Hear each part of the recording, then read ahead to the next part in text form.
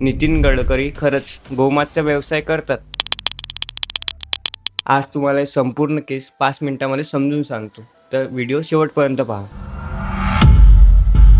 ही संपूर्ण स्टोरी सुरू होते 2022 मध्ये महाराष्ट्रात. पुणे मुंबई एक्सप्रेसवर पोलिसांनी एक ट्रक थांबवला होता आणि त्यामधून त्यांना सुमारे 28 टन फ्रोझन मीटचे 1400 कार्टून भेटले होते. याची सर्वांची किंमत सुमारे जवळपास 60 लाखापर्यंत असावी.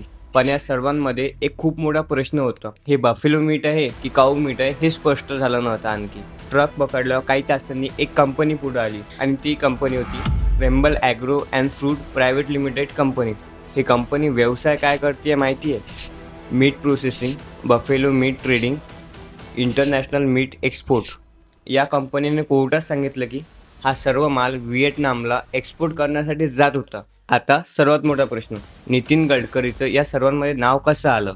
काही रिपोर्टमध्ये असा दावा करण्यात आला की Rembal agro and fruit private limited company हे मोठ्या ॲग्रो बिझनेस नेटवर्कशी जोडलेली आहे आणि या नेटवर्कमध्ये सियान ॲग्रो ही कंपनीसुद्धा असल्याचा दावा केला. सियान ॲग्रो कंपनी हे निखिल गडकरींची आहे, म्हणजेच नितीन गडकरी यांच्या मुलाची. म्हणून काही लोकांनी असा आरोप केला की नितीन गडकरी आणि त्यांचं कुटुंब या मीट एक्सपर्टशी जोडलेलं आहे.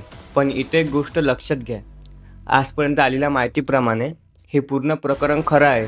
रेम्बल ॲग्रो ही मीट एक्सपर्ट कंपनी आहे, पण नितीन गडकरीचं आतापर्यंत या रिपोर्टमध्ये कुठंच नाव आलं नाही आहे की ते मीट एक्सपोर्ट करतात म्हणून.